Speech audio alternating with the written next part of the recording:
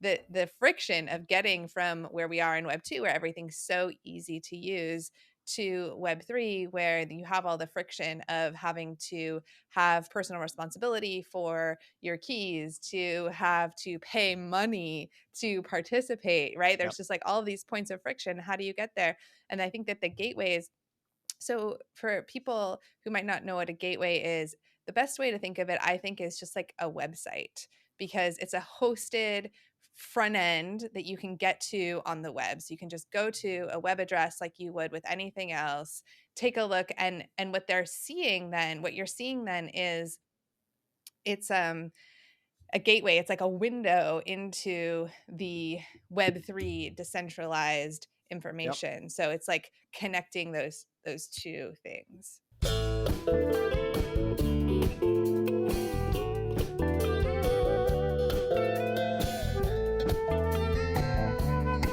Hey everybody, welcome to the What Kind of Internet Do You Want podcast. Today we have the CEO of Permanent Data Solutions, Phil, with us today. So good to see you. Welcome to the show. Thanks, Amy. It's awesome to be here. I'm really looking forward to chatting with you. Yeah, likewise. I'm really looking forward to talking with you as well. You might not know this, but I'm pretty sure it was your company, your Twitter account, that actually got us connected with Sam at Arweave a couple of years ago. Way back You when. guys had some sort of contest going to basically index the information in Arweave because it was too hard to find. And somebody tagged a project that we worked on for years, Open Index Protocol, and the rest is history. Here we are. That's great. It's the power of networking, and especially just something like a tweet. You never know where that could lead you, right? I feel like all of the best stories in Web 3 began on Twitter. Before we get into the details of, your protocol, your app, let's talk about just you and, give us a brief introduction of who you are and why you work in Web 3. So my name is Phil Mataras, founder and CEO of Permanent Data Solutions. You probably know us from some of the apps and protocols that we're building, like ArDrive, which was one of the first apps built on Arweave. It's kind of like a Dropbox for Web3, but so much more. And then we're also working on the RIO network, which is a decentralized network of Arweave gateways. Think of these as the pieces that actually power the permaweb and provide access to all of the data stored on Arweave. So been in the space for a while now. My background is always in computer science. As you can tell, some of the guitars and music stuff behind me. I grew up playing a lot of music. Was always into computers though. Always into online communities, video games, that kind of thing. And it was the earliest days of the internet that really just inspired me to just grow up and do things with computers, and went to school for computer science, and kind of grew out of touch with programming. Probably done more programming as a CEO than I did in any of my actual career, which is, I got to say, a lot of fun. And maybe I'll become a dev one day if this permaweb thing doesn't work out. But I was always interested in building systems, infrastructure, that kind of thing. And I was a consultant for a long time, and did a lot of stuff with things in the cloud and big regulated systems, and stuff with a lot of controls. Not so much creative freedom in terms of the technologies that I was using or the things I was getting to do on the day-to-day basis. So probably like many people, I was just came a point in my life where I was trying to look for something that was really exciting, that was fun to dig into. And I think it was in 2017 maybe I discovered Ethereum and saw that they were doing stuff with Microsoft. And I was like, ooh, Microsoft, that's cool. And Ethereum, this is great. And started discovering that and started mining some ETH and going down that whole rabbit hole of equipment and hardware and a lot of dead ends. But again, learned some really cool things about blockchains and money. And then, in 2018, I kind of found Arweave and I was like, wow, so this can be applied to data too.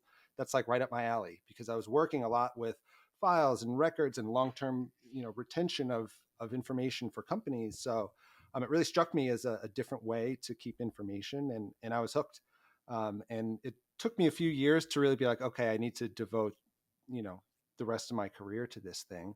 But that was after mining it and testing it and seeing what you can actually do with permanent storage. And it's funny, permanent data solutions was always kind of the name.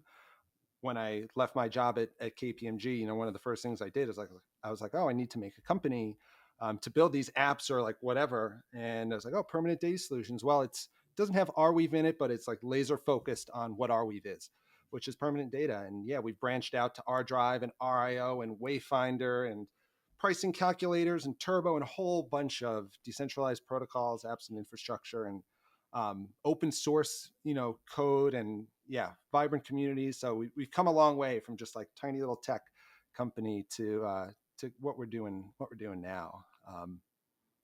Can't believe Awesome. it. Yeah, yeah, yeah, totally.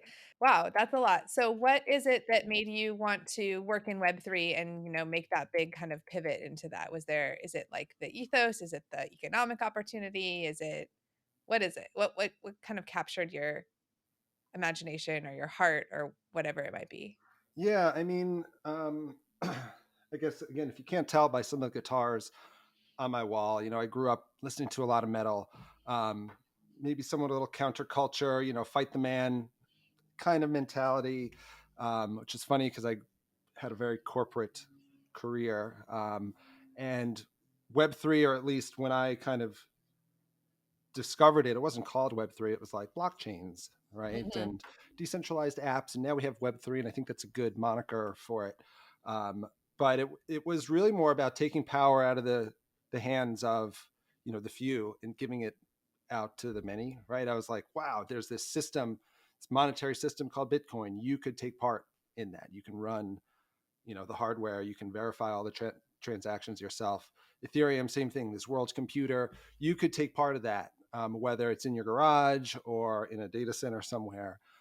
And sure, there's all kinds of scale to that, but I think that's what really struck me, that there was this new kind of system out there, which was sure a bit of a casino and very speculative, but a whole new way, a whole new platform of building apps, serving data, transacting information and monetary value that people could do themselves without relying on existing systems of power. So I think that's what brought me in. And then, when I learned about Arweave and permanent storage and how this could apply to data, right? Because the internet that I'd grown up with was just starting to erode, right? Like, forget about some of the old blogs that I did. Those have been long gone for over a decade. They just kind of disappeared. The companies went down. But even some Mhm. of the stuff that I've uploaded the past, 7 or 8 years just kind of goes away, right? You see a lot of Oh, studies yeah. around link rot. I mean, it's Yeah, the so average like length of Arweave time really struck something's me. on the web is like between 6 months and 2 years. 2 years Yeah, being on the long side. And I have absolutely experienced that. I think, people that are younger might not really have experienced that as much yet, but if you kind of grew up with the internet, you know that the stuff that you put online when you were a teenager in your early 20s, like all of that stuff is gone now. And so it's wild to, or even just to see how much something like a Wikipedia page has changed over 10 years and to not be able to even be able to know what was on the previous iterations of it because they're just evaporated, they're yeah, just gone yeah, forever. And yeah, it's really disturbing, right? About like if we're putting all of our cultural knowledge, information, art, everything onto the web, it's really this like primary place in our lives now, but it's so impermanent. What is that going to mean for the future? yeah. Well, certainly a lot of lost memories, a lot of sites that don't work. It's kind of like um, losing history to a degree, losing understanding of how things were connected. And that's the other piece about Arweave and in the permaweb. So it's not just the data is immutable and is paid for and can live on a really long time scale, but it's all this information underneath the data too that lives there. So like a Wikipedia page, for example, okay, now you have access to every version that might have been posted. Great. But you also have clear record of data provenance to each person who might have made an adjustment. And you might see other transactional tags or things associated with that update, like licensing information or other sources that might be referenced. So it's the things underneath the data is, yeah, that was another thing that probably took me a couple years being in Arweave to really like grasp how it's not just the permanent storage, but how it's all connected and how that alone Mm. enables another uh, another layer on top of the web. Absolutely. Yeah, that's so important. Okay, so from there, let's now get into, your projects with permanent data solutions and the stuff that you have built. Give us some sort of like high level overview of them, how you'd explain them to a non-technical person. If we were to understand that Arweave is a collectively owned hard drive that's spread around the world, and the data doesn't disappear when it's uploaded on it. Started with ArDrive, which is an easy to use app that makes it possible to upload, download, and share data that's built on this platform. There's no subscriptions. We don't collect any information about you as a user. You come into the app with your own digital identity. In this case, it's an Arweave wallet. So it's truly permissionless. The ArDrive app itself is part of an overall platform of applications and protocols and other kinds of tools. So sure, there's a web app for ArDrive, but it's also an Android app. There's also a command line. There's SDKs you can use to use the ArDrive patterns in your own kinds of applications. ArDrive itself uses a data protocol that we had created way back when called the Arweave file system. And that's because Arweave on its own is just this blockchain and information isn't really tagged. So we said, hey, we want this to look and feel like files, right? Like on your OneDrive or your Dropbox or the files on your laptop. So we had to make this file system like architecture to make it all happen. And it's just, again, one of the many open source pieces that make up that ArDrive platform. One of the latest things that we also included in ArDrive was the capability to not just pay in Arweave tokens, but you can also pay with a credit card while still maintaining your digital identity in that record of data provenance. And again, we don't collect any information about you or anything like that.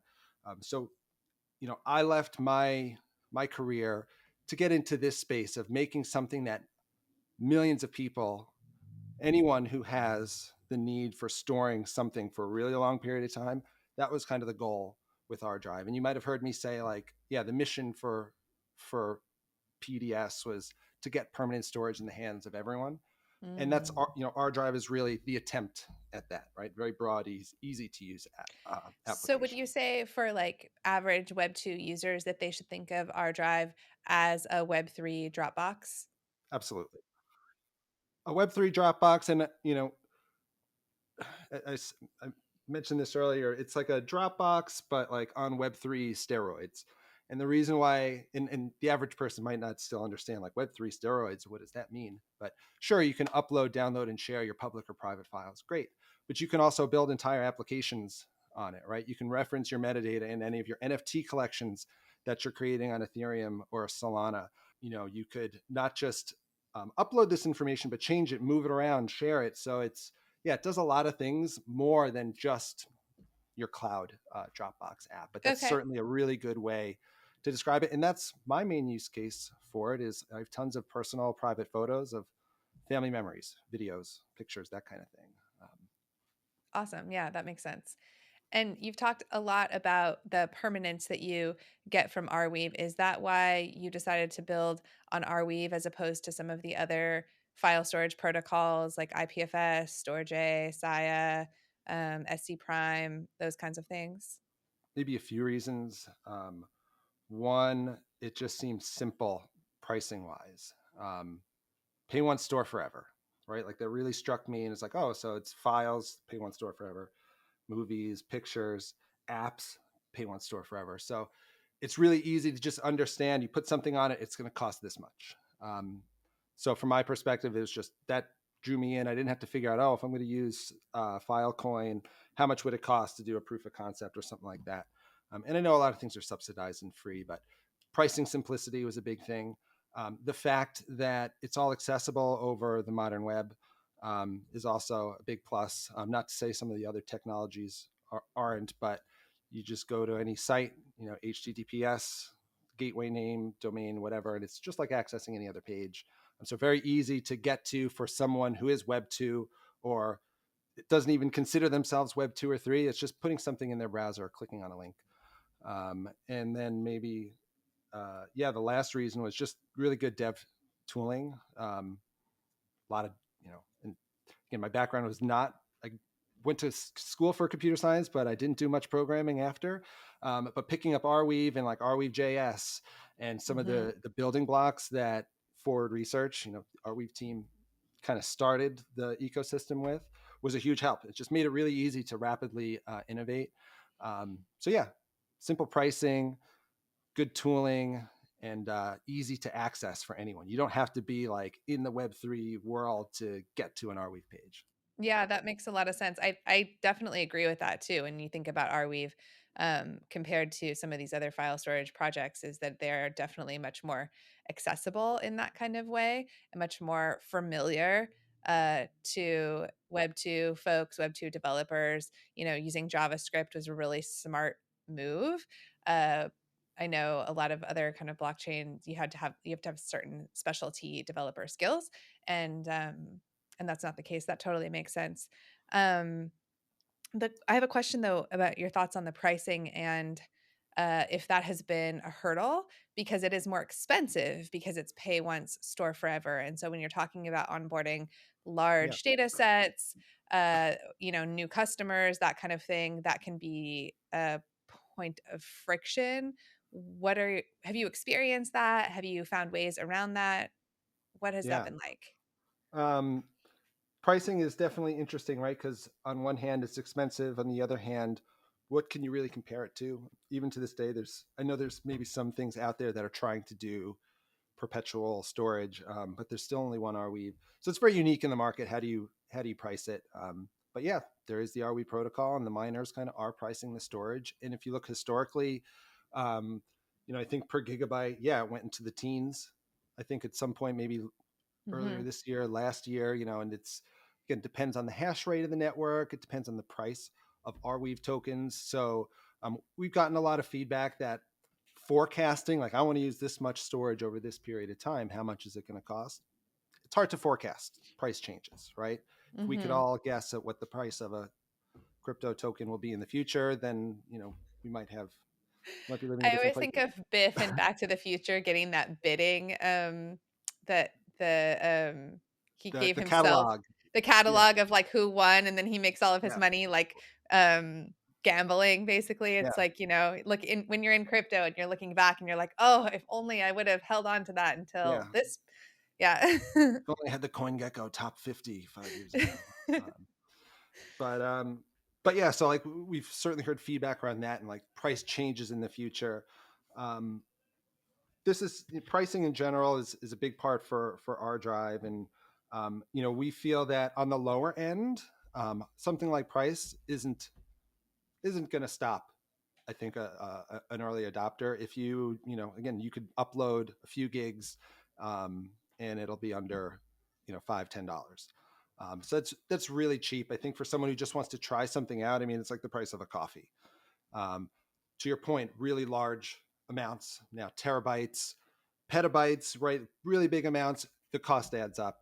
We're trying to, in partnership with Forward Research, trying to offer different subsidies, right? So right now, if you're using ArDrive, specifically ArDrive Turbo, which is our little uploading service where you can pay with a credit card, we'll give you files under 500 kilobytes are all free. So if you're just, doing some small pictures, metadata for an NFT, or just trying to play around, doing things like creating drives or renaming your files and folders, those are all tiny transactions. So they're all free and subsidized. Um, we're trying to explore the idea of, providing storage credits for teams who are also really interested in maybe playing around. If you had a special use case, like we can try to help you out and cover the cost of that.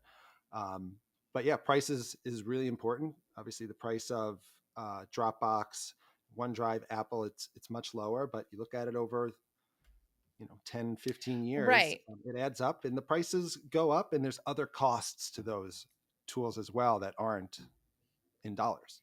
Mhm. Uh, Just the cost of potentially having of having it not be in your control is yeah, a major risk that yeah, isn't or something that people think of as a deplatformed or. potential cost. Yeah, Mhm. absolutely. Well, so I also want to ask, so we've talked about AR Drive, but let's talk about AR.io, and you Yeah, mentioned yeah. something called Wayfinder. Just tell us more about those products as well. AR.io was something that we devised after. we started with ArDrive. Um, I tried my best to get away from the world of infrastructure, but it just kind of pulled me back in.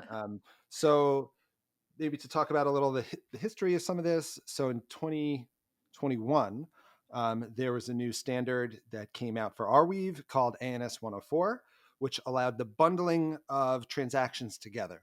So you could effectively allow, infinite scalability on the network if you just keep making the bundles bigger. You could take a bajillion files, put them all in one bundle, and upload that to the network. So this unlocked a lot more throughput going into Arweave. So if you were to look at the view block chart, the summer of 2021, you'll start to see a change in the growth pattern, big change. So Is we this saw the there were, bundler thing? Is yeah, that the it started bundler product? Okay. exactly. Well, it started from a standard on like, here's how anyone can bundle data. And Mm, then Bundler, came along, was like, okay, and here's a service that will bundle your data for you. And we'll take okay. anyone's data and we'll bundle it up. So Okay. that allowed all that ingest of data. And from an ArDrive perspective, we're like, great, this helps ArDrive because we can upload more stuff. But then we're like, okay, well, maybe there's other opportunities here, right? Can the infrastructure on top of this decentralized hard drive, on top of Arweave, can the infrastructure really handle getting the data all back out? And if you look at the ecosystem, you have this component called a gateway, and this was way back when the very first version of the Arweave node software had this gateway component in it, and it was responsible for doing things like HTTPS, so like some encryption. Is responsible for caching your chunks into whole files, right? It was responsible for indexing those transactions in a little database, so an app like ArDrive can easily find the data again. And at the end of 2021, we're like, okay, well, maybe there needs to be some improvements to the gateway. I'm sure you've probably clicked on a link to arweave.net, which is the main communal good gateway in the ecosystem.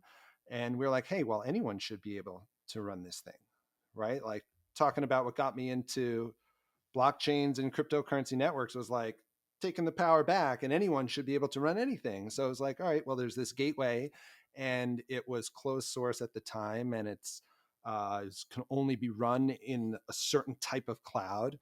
And we said, hey, maybe there's some opportunity here. So we partnered with Forward Research, and we had the opportunity to take over the management of the arweave.net service, the main community gateway, and we optimized the code. We worked with the community to make sure it was, tip top shape, and took all of that and made it into RIO. Specifically, we said, let's completely revamp the code, this gateway itself, and let's turn it into a network of these things that are all communicating with each other, that are powered by an incentive to make sure someone's always running a gateway to provide access into permanent data. So that was kind of the whole theory around it. And yeah, again, I didn't think we'd be getting back into infrastructure, but like that is my passion, right? And it's Hmm. been awesome to go from like making arweave.net into the streamlined service that it is, and much lower cost and better for the community, and now taking it and making it so anybody can run one of these things.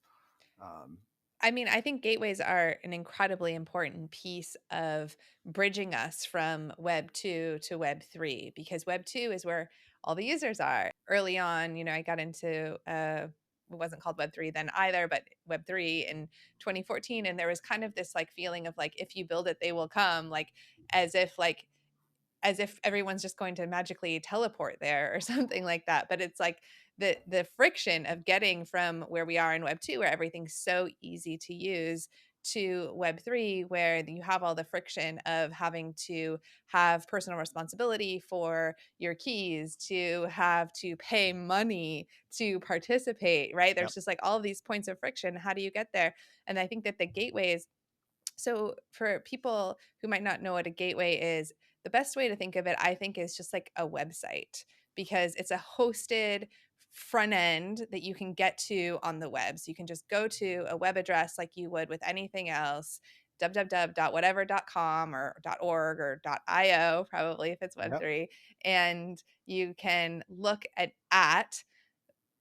um it is most likely a centralized version because a lot of these things haven't been built decentralized all the way down. Like theoretically, you could host it maybe on something like the Akash network so that the actual hosting of the file was decentralized as well. That would be really cool to see happen if somebody out there wants to take that idea and run with it. A little birdie But told me someone's messing around with it as we speak, but oh, awesome. That's great to hear. That's amazing. Yeah, but it's just something that like your average everyday internet user could go to this address, take a look, and what you're seeing then is a gateway. It's like a window into the Web3 decentralized yep. information. So it's like connecting those two things. Yeah.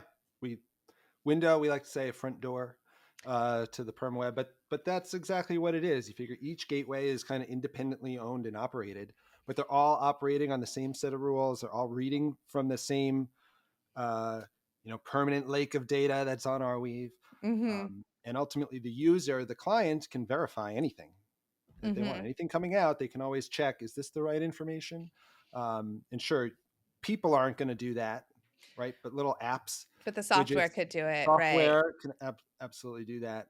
And that was part of the idea behind Wayfinder, which was one of our newest little experiments. And that came from literally a jump out of the couch, late Friday night moment of just thinking like, how do we get people to like access the permaweb?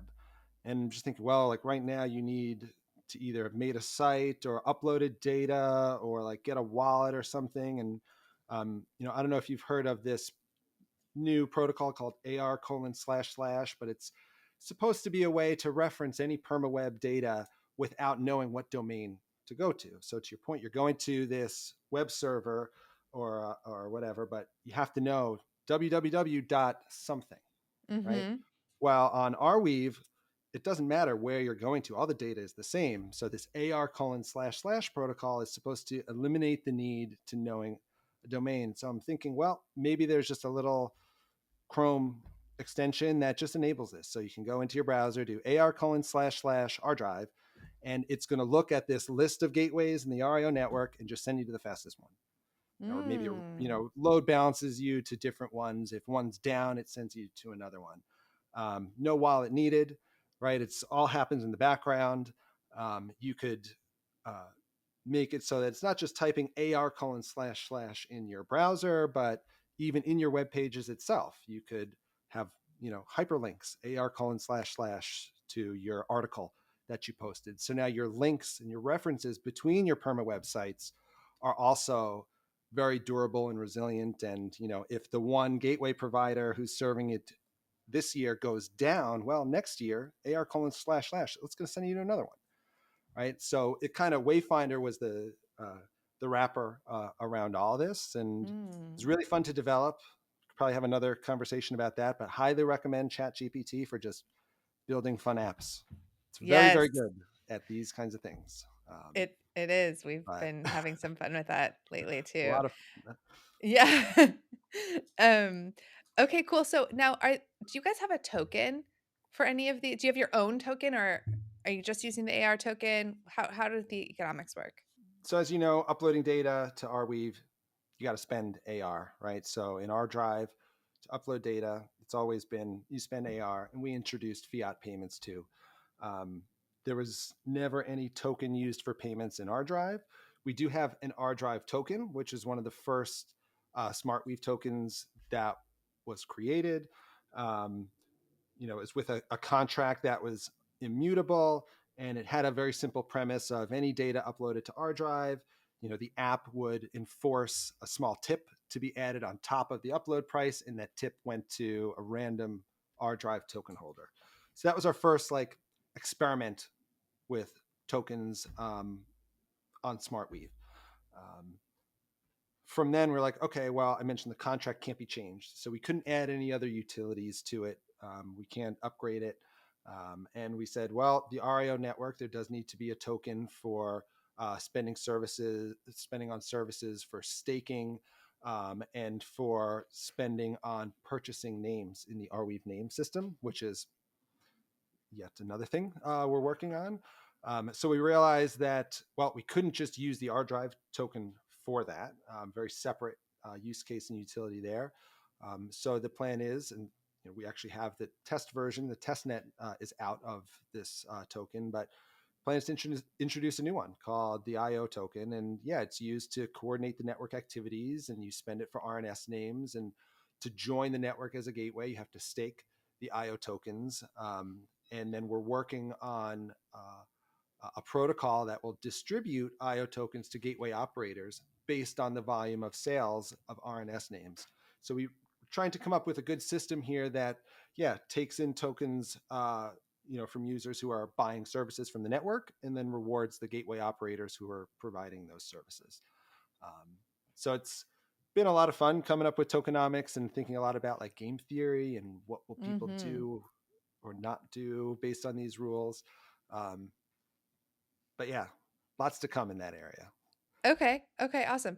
I remembered what I wanted to ask you. It was about you said you're able to take credit card payments, and I would love to hear the details of how you're making that work. Are you based in the US? First question. We are based in the US. I'm And yet you're taking credit card payments. I am fascinated. Tell me everything. We're taking credit card payments. This was a really long journey, I Amy. bet. In and you probably heard again, if you look back at some of my old presentations, like getting credit card payments in ArDrive was something that I wanted to do at the very get-go.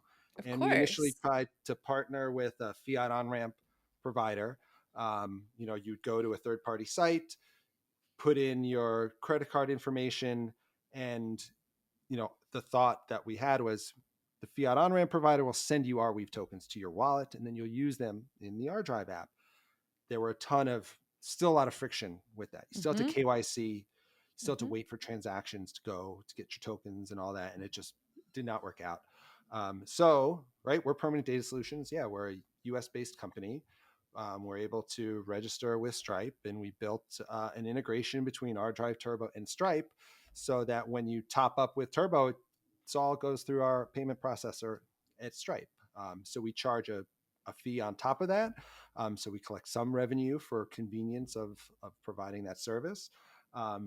But once you have credits in ArDrive Turbo, you can then upload all your data to it. So it's a bundler, right? So you could send your files, and we'll deduct however many credits it might cost, and we package them up and send them to Arweave. So that's kind of how it all happens. And uh, we're still trying to crack the nut of getting it in the Apple Store.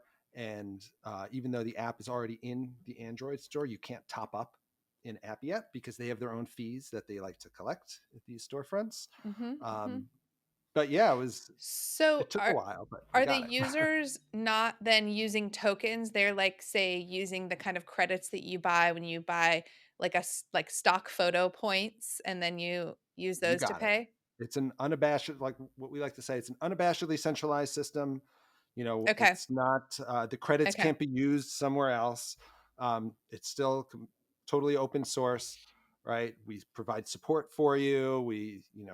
I It's, mean, it's a smart workaround because the problem if you were selling if you were, selling tokens is the blue sky laws and the money service business laws become just this profoundly onerous regulatory hurdle and liability for you that has prevented other companies from doing that. And it's putting US based companies at a really serious disadvantage because there are companies around the world who are able to just, accept credit card payments, provide tokens to their users at even, a higher price than they obtain those tokens for. So that becomes part of their revenue model.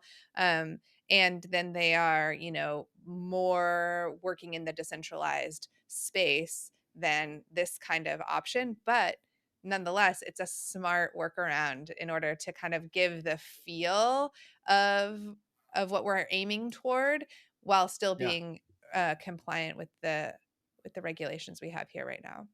Yeah. And that was exactly what we had to do, kind of work around Hmm. things. There was a time, maybe it was for a few days, but you could go to ardrive.io/buy, and we had a little form up there where you could buy Arweave tokens, and we would send them to you. And our lawyer was like, no, don't do that. Right. Like, don't do No, that. yeah, So we yeah, took that down. Right. So yeah. we learned, and this is, I think a good way to do it. We're definitely kind of betting on the fact that people will be willing to spend their fiat on their credit card versus their hard-earned cryptocurrency. Maybe they want to hold those and sell them for a higher price in the future. I know I would rather just spend $20 on a credit card than have to spend some Arweave Mhm. tokens and maybe take a, you know, sale of those and deal Have with a tax tax event, implications, right. whatever.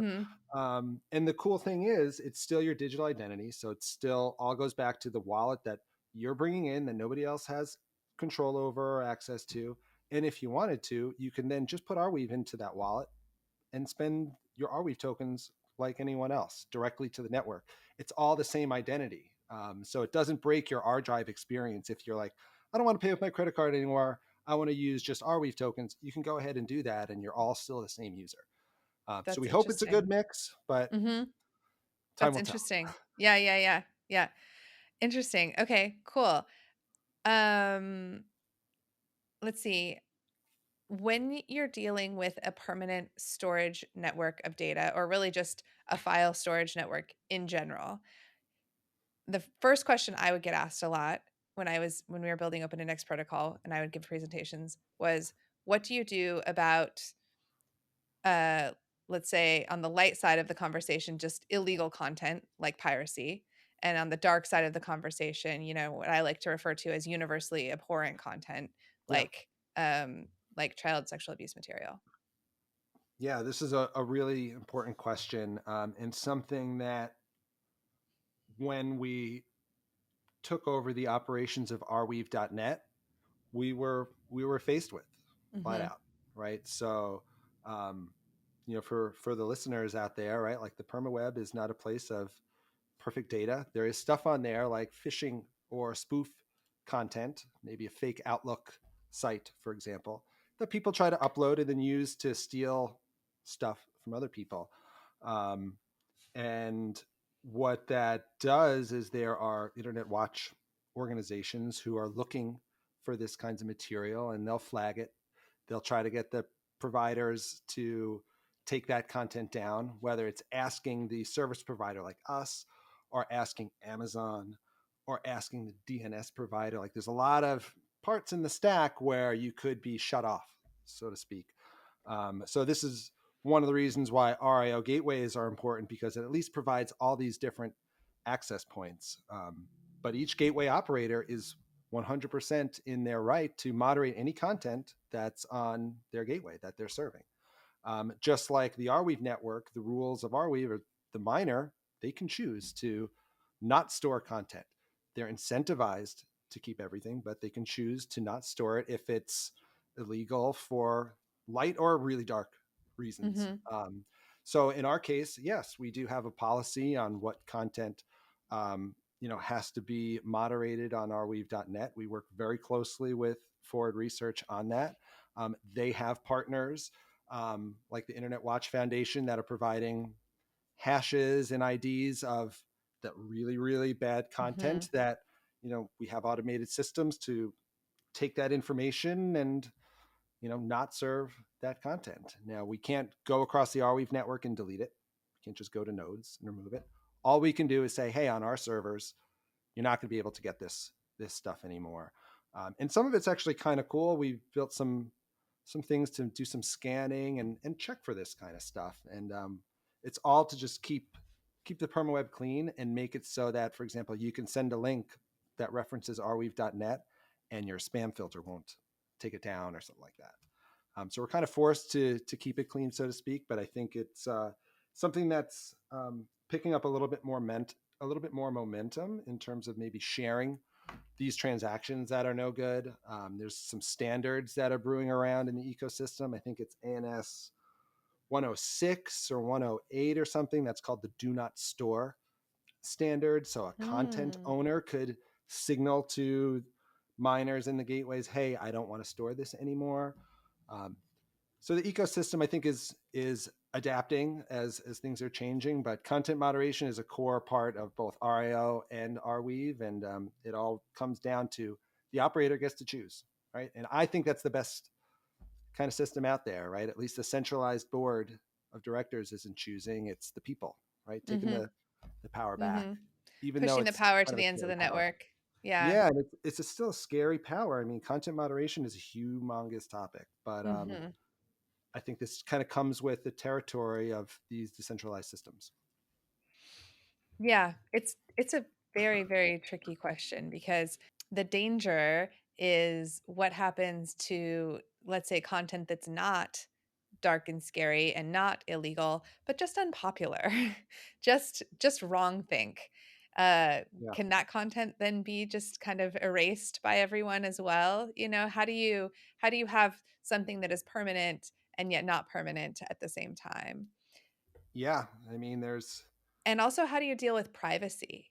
Because if you're scanning all of this content, then are you infringing on people's privacy? well, if, for example, ArDrive, if it's private data, it's all encrypted. There's no scanning of that at all. But Arweave is a public blockchain, so any information anybody can read. So again, while the gateway is accepting it, if it looks like a fake Microsoft site, we might not accept it, right? Mhm. Mhm. Um, and we're not getting any other information about the person other than their signature of what they uploaded the data with. It's all we have. So I think yeah, it's one of those things that's kind of a necessary evil, and it does come down to why we need the RIO network. We just need lots of gateways in different parts of the world with different jurisdictions and operators with different morals and ethoses. So if there is, the United States Republican gateways with their version of the truth, and then the Democrat gateways, right? If there are only two sets of gateways in the world, then that would be a bad thing. But if every country, every different kind of person is hosting some version of it, then I think we get something that's ultimately much more homogenized.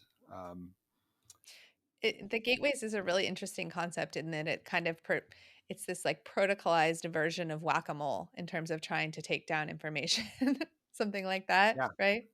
Yeah. yeah, yeah, kind of. And that's exactly what could happen, because even though you as a gateway operator um, think the content is servable, your DNS provider or your hosting provider can think otherwise. um, Mhm.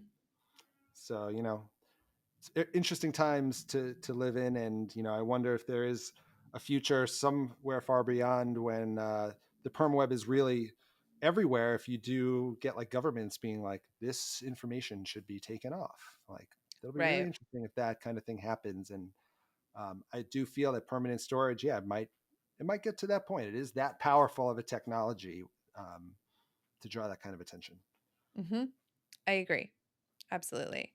Since you've done this work kind of across all of these different aspects of Arweave and kind of on the protocol side and then on the like user facing app side and connecting these different things, I wonder if you've come across anything that uh you think we should be looking at in terms of standardizing. I think you also did some sort of um bridge with IPFS too.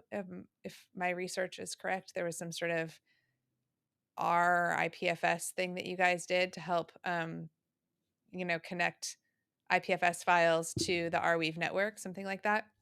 So, are there standards that we should be, are there areas that need to be standardized? Maybe you don't know exactly what the standards should be, but that there's like some sort of aspect of these protocols that need standardization so that we can have the kind of interoperability that we all tell people that Web3 will have, but it doesn't honestly have yet. So I think standards are definitely really really important, whether it's Web 2 or Web 3. And there's lots of reasons for that. Part of it is, well, don't reinvent the wheel kind of thing. If there's already something that does all the things that you need to do, like why not use that thing? Um, I think the great thing about Arweave, and maybe as it relates to the first kind of standard, I would say is just anything around a data protocol. It's really important on Arweave. I think there's a bunch of them out there. I mentioned RFS, the Arweave file system. That's a data protocol. It's a standard for how you apply tags to make it look and feel like a file system. Um, Data in ArDrive is all tagged with RFS. You can have some other app either built today or 50 years from now. If it's reading and following the RFS data protocol, then all your data is it's going to be found and discoverable, and you can do all the same things with it. So I think data protocols are really important. Maybe another one is the Arweave network standards acronym. And there's one around licensing. I'm sure Mhm. you guys have probably, you know, The maybe universal discovered data that. license that just came UDL. out? Exactly. So that is a standard, right? It's kind of a standard on top of a standard. One is Mhm. the standard of how you apply a license to a piece of Arweave data. The other is a standard for a license, which is UDL and all the things that supports. Another really powerful thing, and if people align on that standard, then everyone's reading and writing licenses the same way, right? Don't reinvent the wheel. Another important standard is, for example, SmartWeave, which is not just a way to write the data, but a way to read the data back. So it's a standard data protocol, but a standard way to like organize it all and make it into a state of which applications can then perform logic on. So SmartWeave has been, yeah, another really, really important one for us. You mentioned IPFS. That's a really interesting topic in itself. So I think you were trying to talk about the, what is it, the RPFS, the Arweave to IPFS bridge, which I think was like a service that was set up where you can put in an IPFS hash and maybe it downloaded it and uploaded it to Arweave and applied the same tag. Um, Yeah, I think so. It was like I was right? watching it on your YouTube channel, that there was something that you guys had done where it was like a way to take the content address of an IPFS file and Yep. put that into Yeah. Arweave. Yeah. ArDrive. So there's services like that, but like something like ArDrive CLI, you can do upload a folder of stuff and put dash IPFS at the end, and it'll get the hash for each thing and apply the tag to it. So that's certainly possible. Can you reference that data by its IPFS hash? Like, can you go to a gateway slash the IPFS hash? No, the Arweave network, that's not a standard that Arweave natively can reference its data by. Um, who knows what happens in the future, but you can't do that now. You could apply that as a tag, but so there's still some differences. Um, but that's again where like the AR:// protocol is another standard we're really trying to promote, because it would be great if just your Chrome browser or Firefox or Safari, whatever, had this built in. And there was this standard of how you find the gateway to route your users to. So that's like one of the newer things that we're really, not just us, other teams in the ecosystem are trying to collaborate on and start to promote. Because without these things, everyone's just building their own version of it, and I think it's just a lot harder to really get mass Yeah, adoption that way. totally. It's like Web3 has this sort of danger of being even more siloed than Web 2 if nobody's Yeah, work works together.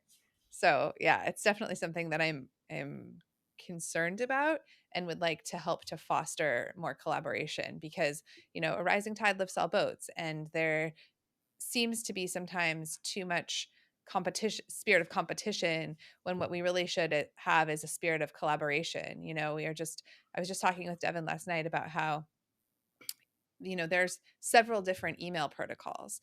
There's you know several different protocols for different things that built the web, and they kind of have this sort of specialization that they do, but that they also work with the others, and that if they didn't, the whole thing would never have worked.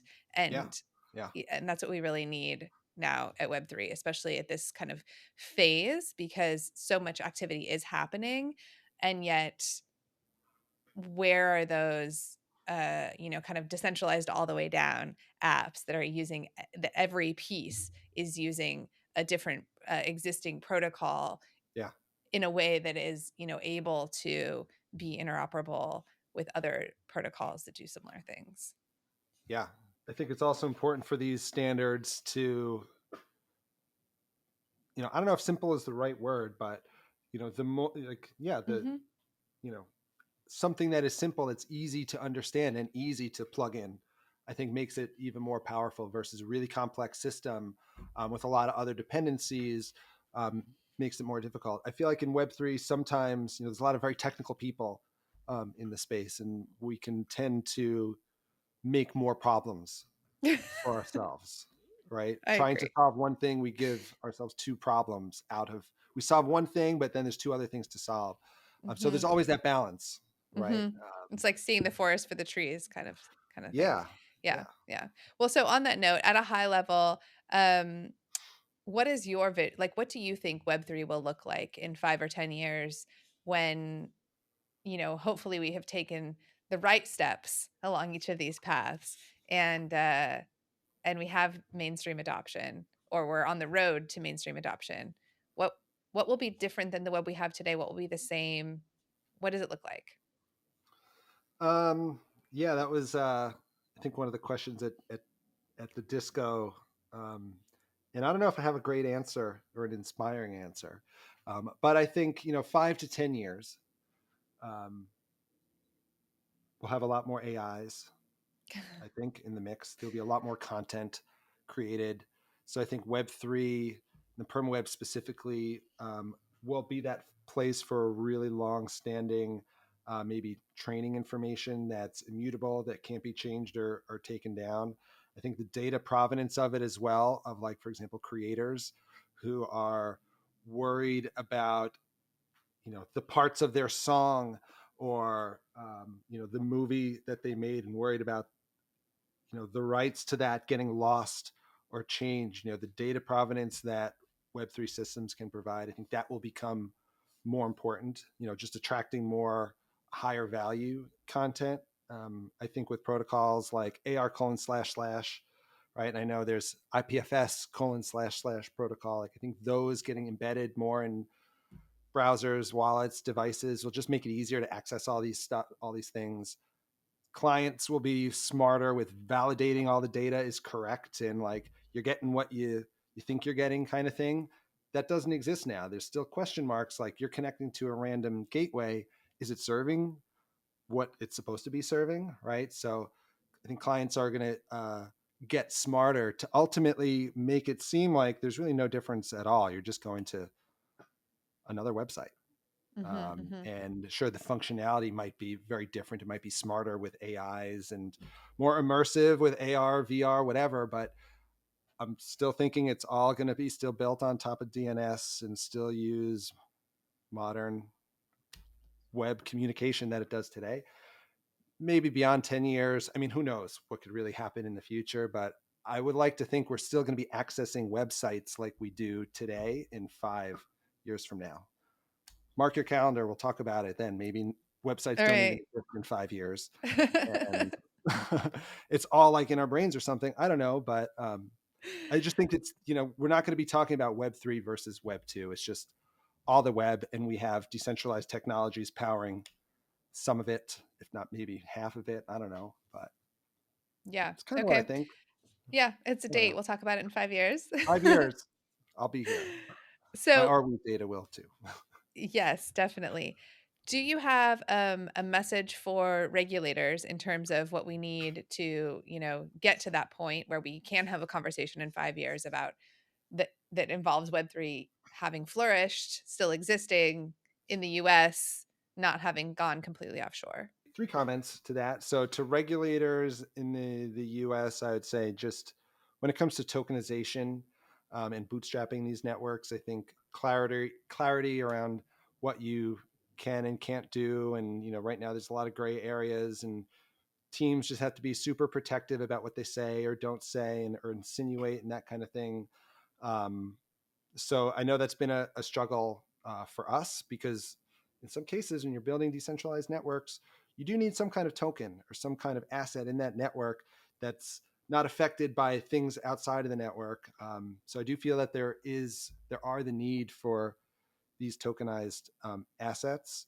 So getting clarity around how to do that, where you won't end up getting sued, would be awesome.